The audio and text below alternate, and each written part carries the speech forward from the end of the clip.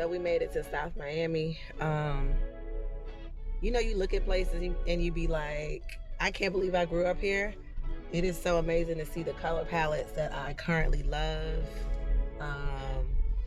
The flowers, the numbers, the addresses, like it all comes rushing back. And if you asked me yesterday, like, where did I used to go to school or what did I used to do, I would get a little fuzzy.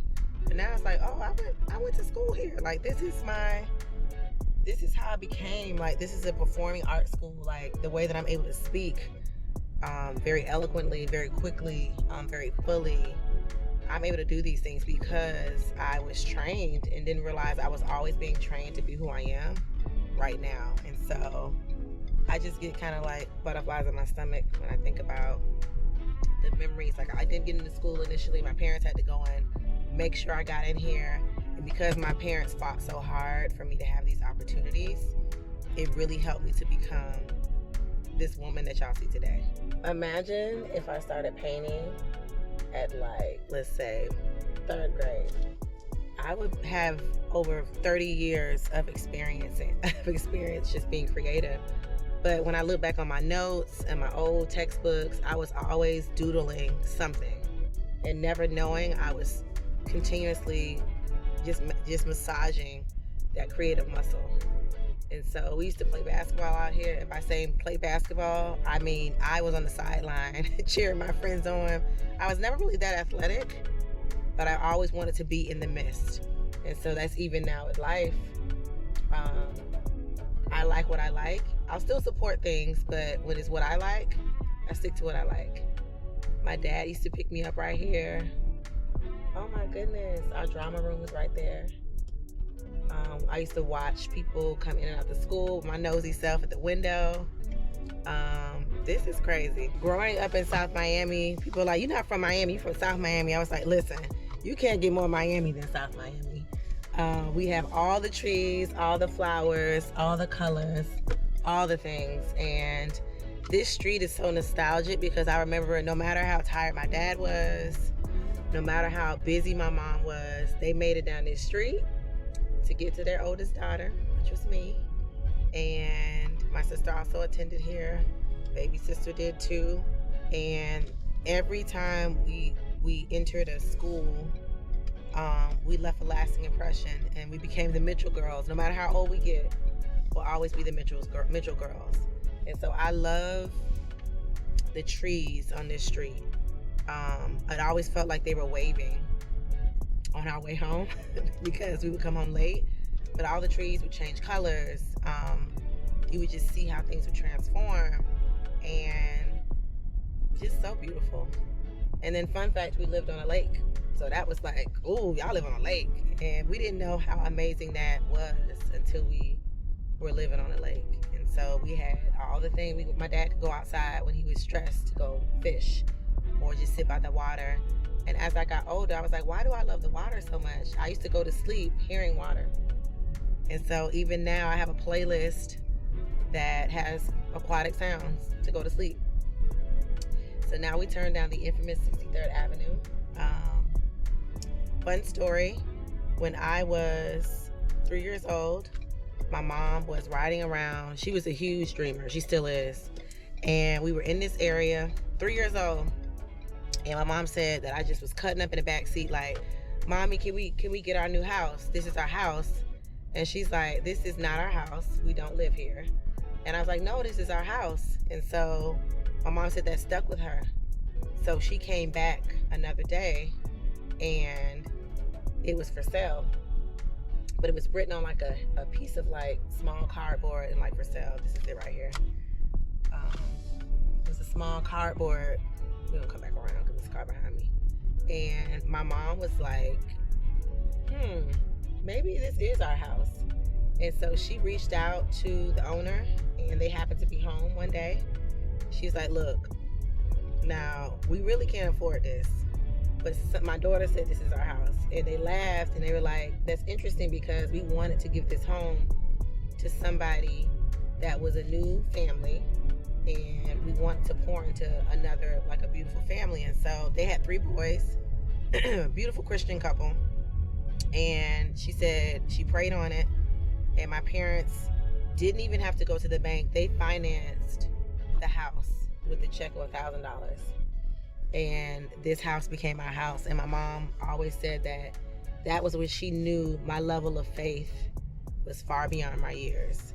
And riding through the neighborhood now, it's emotional because it's like, if I could have faith at 3 years old that big, surely I can have faith bigger than that right now. And so I always come back home to drive this same route, because if I could find that strength that young with no knowledge, I gotta stay the course with all this knowledge and know that God is the same God of great faith, and He'll honor that. And so this neighborhood is just so special to me. No matter how big I get, no matter where I end up in the world, if I ever need to figure out who I am or why I am, I will always come back home off 63rd Avenue.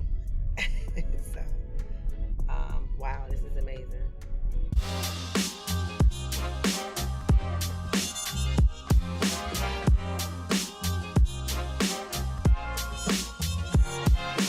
So today is day 4 of Art Basel for me, and it's been a very long, emotional week because I've been here my whole life, and to come back as an artist, to be able to dominate in my favorite field has been a blessing, and it's also been very emotional. And so even looking around the neighborhood, how it's been totally revolutionized throughout all these different changes that the world has gone through, I am proud to be able to bring my brush and my creative and my colors back for a change. And so I'm excited to share this journey with you all as I decide to take a new leap of faith in 23. And so just reflecting on what an amazing year has already been. And I know that 2023 is going to be even better. So come along for the ride.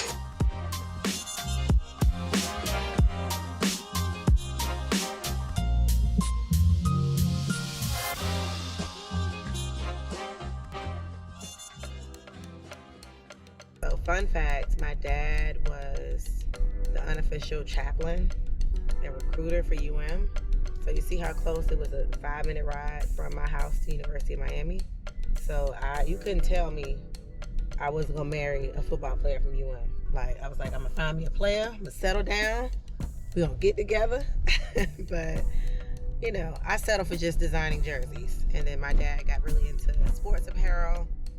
He started getting into, you know, mentoring more. And my dad was also a teacher before he became a pastor full time. So we were always, you know, hosting and helping young people to become who they were. And so, of course, fast forward to somebody like me now, I get my butterflies in my stomach from seeing people that I once mentored succeed and excelling, and knowing that's what my father used to do, and my mom too. It was always somebody, our fake daughter, our fake son, and helping them become. And so this was my preschool over here. Again, right, everything was surrounded around University of Miami. And we're gonna pass by my elementary school, West Lab Elementary School, which was a feeder school for the teachers at University of Miami. So we got people fresh out of college as our teachers, and it was dope because we got to help them become better educators. So they would go through the education program here, and they would be our teachers. But for me, all my teachers were old school. So I had Miss Cross, Miss Trencher, Miss Leslie. Goodness, I remember these names like it was yesterday. And I think about how rambunctious and talkative and expressive I was as a kid. And when you have teachers that don't mind pouring into that, that's what makes you who you end up becoming. So I'm glad for educators that see that little thing in kids and give them room to be that. And everybody in my life has had the baton passed to the next person. And they just never can really explain why they made those concessions for me, but they did. And so I'm just grateful that I get to come back and see where I came from. And what's so emotional about Miami is that a lot of people that were here when I was younger, they're no longer on earth, but I feel them when I come home spiritually. And And so it's always a full circle moment. People say that all the time, but when you're in the middle of becoming, you stop to look back, you're like, oh, that's how it all aligns. That's how it all makes sense. So here's the infamous dorms at UM. I used to ride by here because I was so close to this campus, you would have assumed I went to UM, but I chose the real orange and green at FAMU. But I have worn orange and green my entire life. And of course, it always shows up in my work also. So it's very nostalgic driving this strip. We used to go to my grandma's house the long way. He said, no, we're not going to take the expressway. We're going to take the long way. My dad forced us to look out the windows as he drove all the time to take in scenery. And because he did that, I have so many memories trapped in songs and smells and sounds and sight. So I can still feel like I'm riding in his Ford Taurus or his old Mercedes or his old BMW, because I would have my face planted against the window, trying to look at the flowers, trying to remember every detail. And so even as a painter now, I pay attention to the small things, and the small things become the bigger things, and that's what gets me all these opportunities. So I'm glad that he forced me to look out the window. But that's crazy, like number one schools in the country for football is where I grew up. Like I grew up on the campus of UM. And my mom was a UM student. And fun fact here, my dad was home for spring break from FAMU. We're supposed to be one of the possibles for the voice of FAMU. And he decided to come home for spring break instead. And so because he decided that, him and some of his frat brothers decided to go to an AKA party. And when they went to that AKA party, guess who was at the door taking money? My black mama. And so my mama gave everybody a hard time, including Michael Mitchell at the time. And he was intrigued by her tenacity and her grit. And he said, one day, you're going to help me raise some amazing children. And they did. And so it's no coincidence that I attended an elementary school that happened to be on the University of Miami's campus. So this is West Lab Elementary School, where I became the little rambunctious Melissa that I do everything for now. This is for little Melissa that went to West Lab Elementary School. Amazing. Looks like they're beautifying things. I was also the class president here and the lead patrol. So dope. Look at it. If I had a dream project for Miami, it would be to have something historic or meaningful done to Coconut Grove, because that would be a catch-all to honor my grandparents, to honor my great-grandparents, to honor my father, to honor myself, and to leave breadcrumbs for my future children's children, so they know that this is who we were, this is where we began. Because I feel like with all this gentrification and changing of things, you're almost erasing who was here before. You're literally wiping out who was here. Like when I went to Egypt, you knew that Queen Nefertari died here. You knew that King Tut lived here. You knew they were there. But the way that society is now, commerce is king. We move on so quickly from places in history. So I think for me, I would want, even if it's not a monument, like a placard or historic something that says this is the land, the home of XYZ, because if this world is existing in another 100,000 years, you'll know, wow, there was this Mitchell family that existed. It's not a coincidence that I grew up off a place called Grand Avenue in Coconut Grove, and my life became grand. And so when I look back on all of these like context clues, it was like God was writing this very exciting story that I didn't realize I was a main character in, and that my life was always gonna be grand.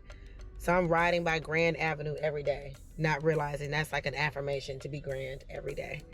And so riding through Coconut Grove, you have Coral Gables right here. So this is like the intersection of Coconut Grove, South Miami, and Coral Gables, and there's like a trifecta here.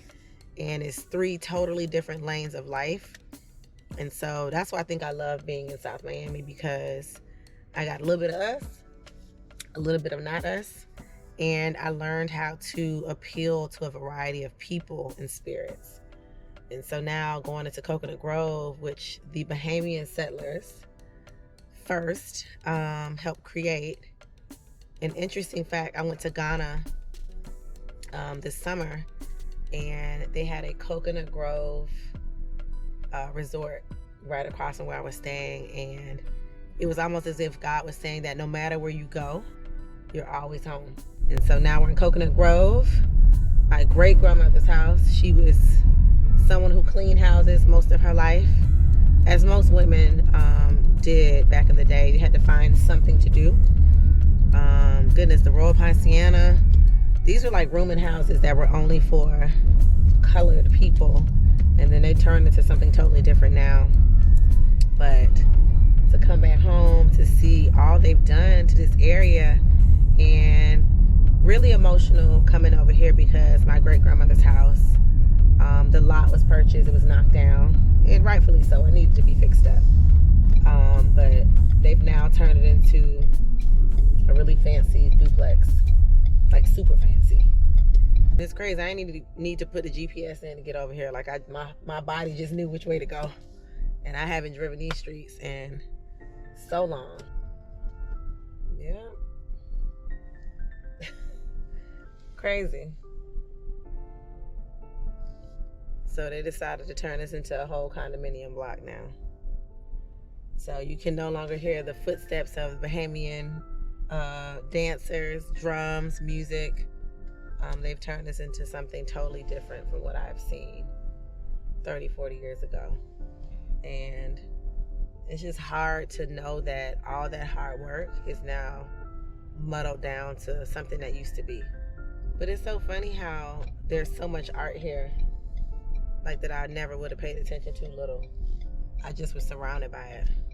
I do appreciate that they have tried to have some historic markers. Look at this. Miami-Dade's oldest African.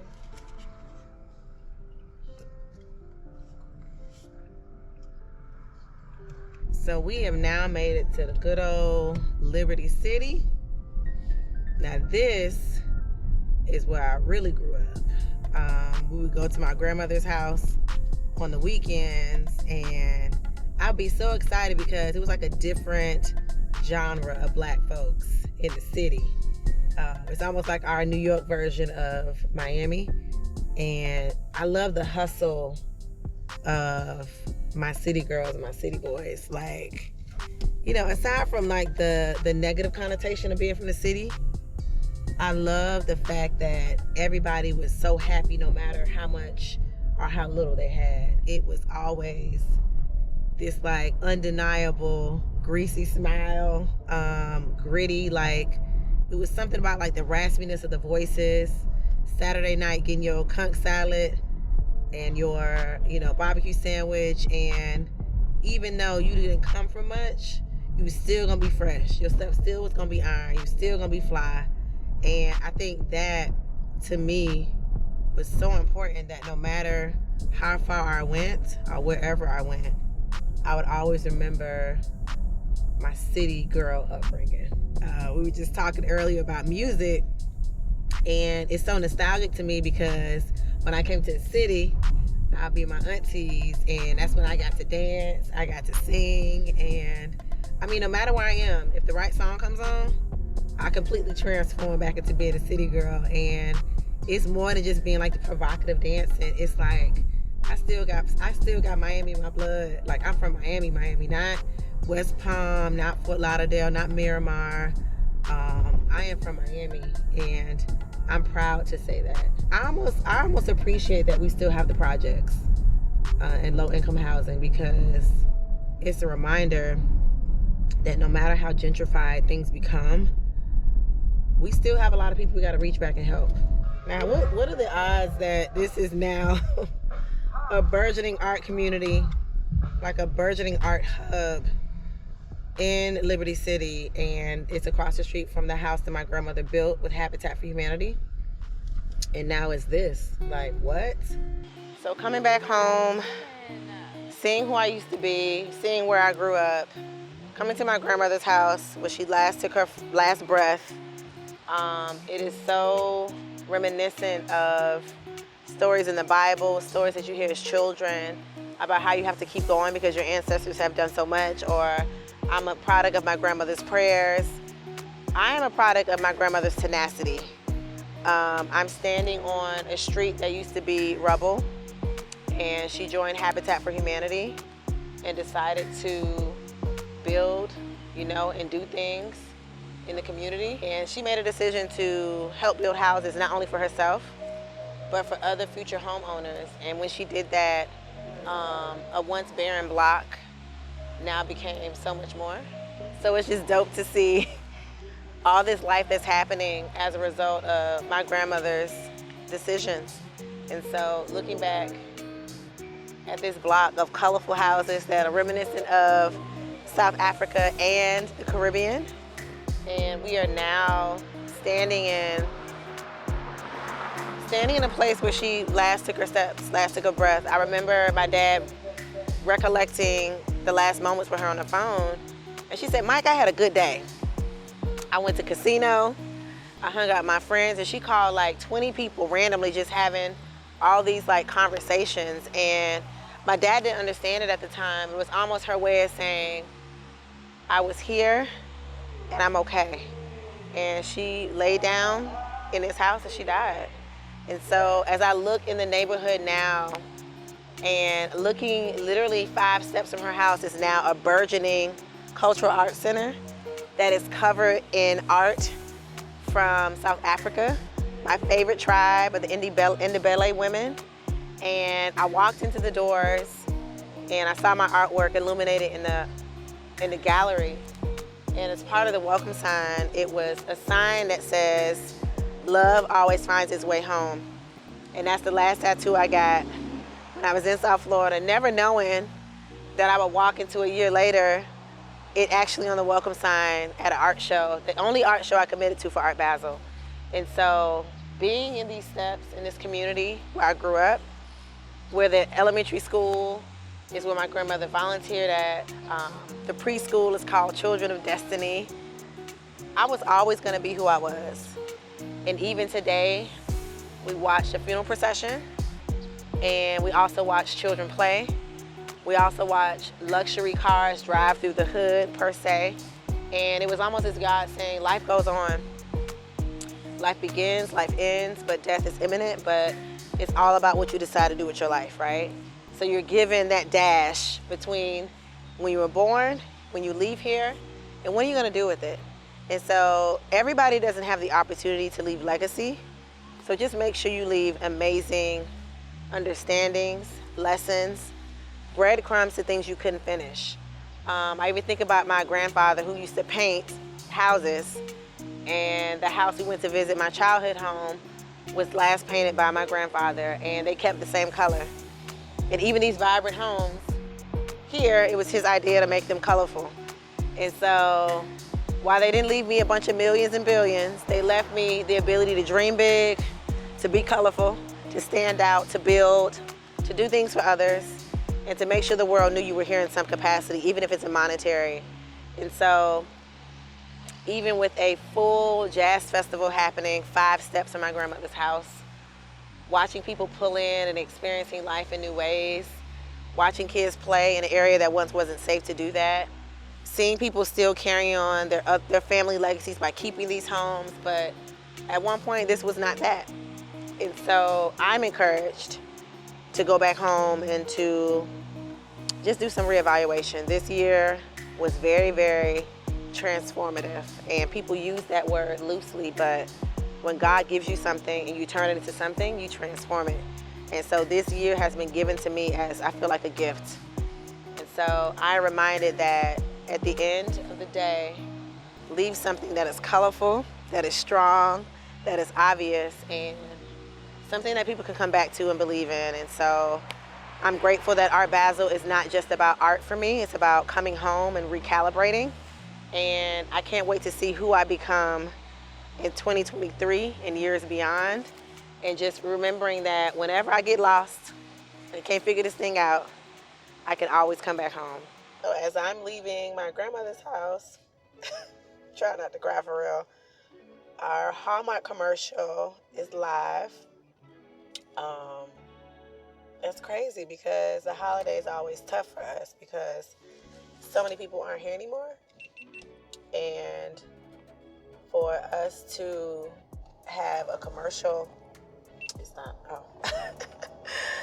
the Hallmark commercial debuting, driving, leaving my grandmother's house is crazy timing.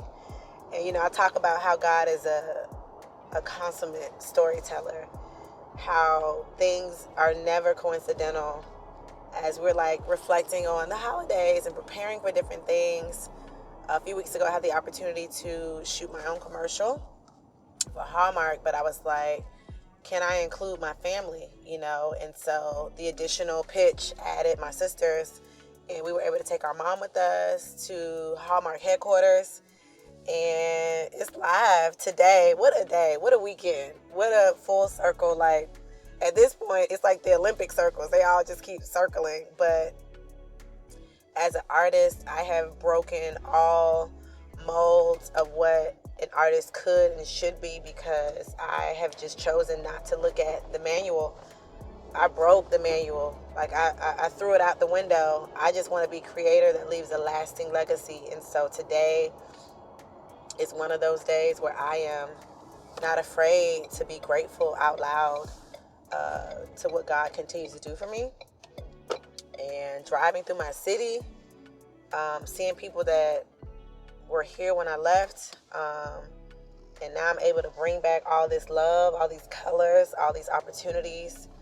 I'm so full and grateful. It just doesn't seem like enough of a word because I've said it every day, but because I live in gratitude, I know that's a magnet for more. And opportunities like today, to come home, to reminisce, to just remember who I was, and to take my family with me along the way, that is something that I could not put a monetary value on. And I am so glad I have a team with me to capture these organic moments because a lot of stuff happens in silence. And success can be lonely, but when you have people that love you 100% and really, really rock with your purpose and your goals, you're never alone. So it's going to be a beautiful holiday. Like, I'm excited.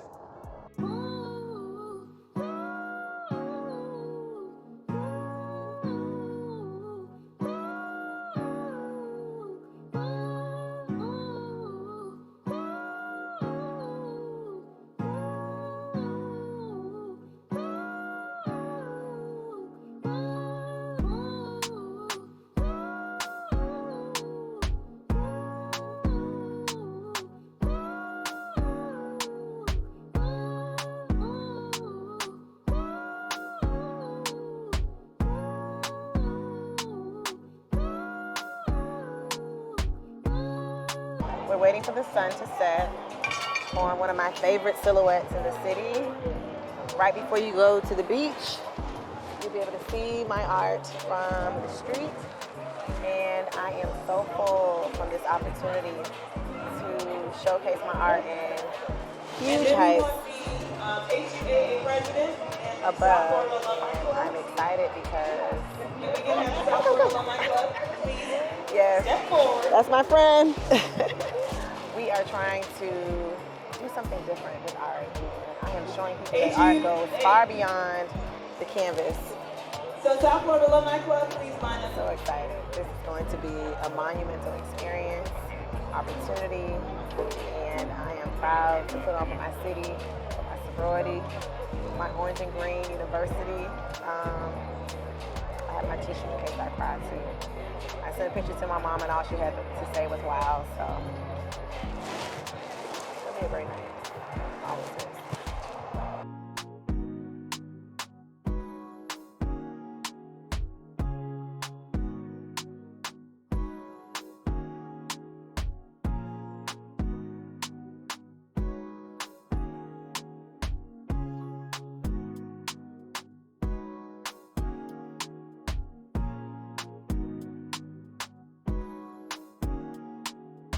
I can watch that all night from anywhere. Listen, it's a beautiful experience. Read this tonight, and then what's going to happen at the end? They get an NFT and sell it for thousands of dollars? Let's do it. You're my agent now. Okay. We're all in this together. Right.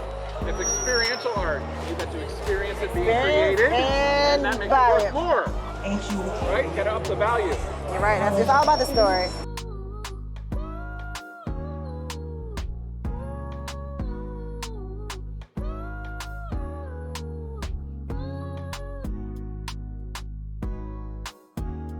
That is fun. Where'd you get that? I made it. You made that? Yeah, it's my design. Yeah. You're like, cool. We got a lot to deal with now. I'm glad. I was like, now I'm gonna be a fan.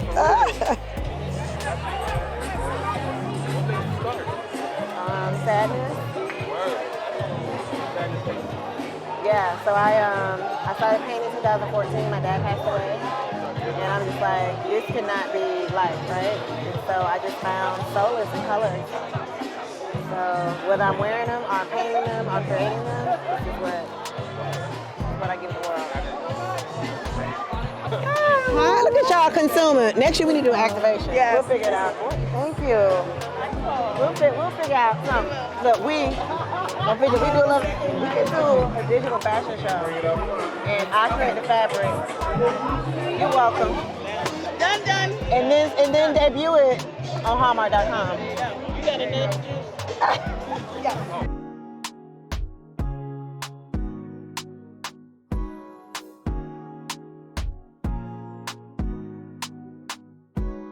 Is a valuable career path, and it not should just be seen as, oh, that's just art.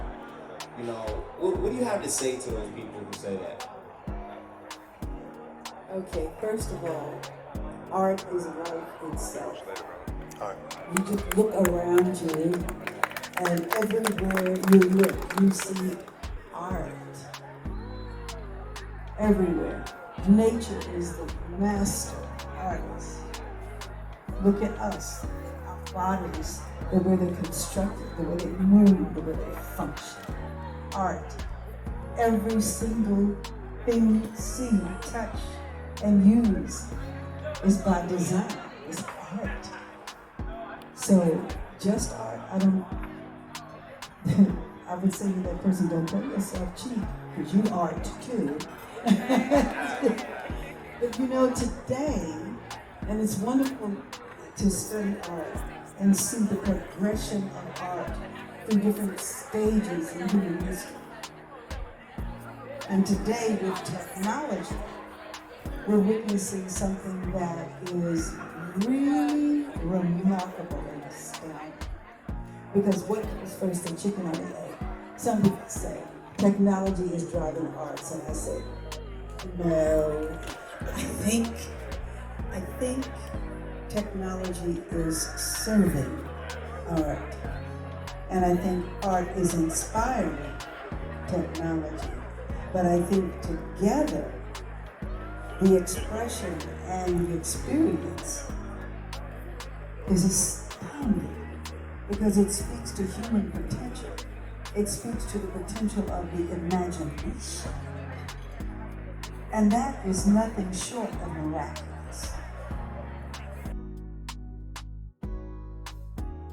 Technology. It's a jacket just like mine.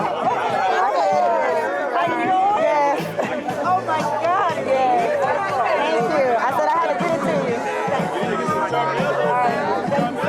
Make your flight. I'm gonna leave you alone. You can never doubt the places that art can take you. You can go from being in your house all the way to one of the greatest museums in the country, meeting your childhood hero in your city on a monumental week. There's no limit to where art can take you, but you gotta keep dreaming, so you'll have it.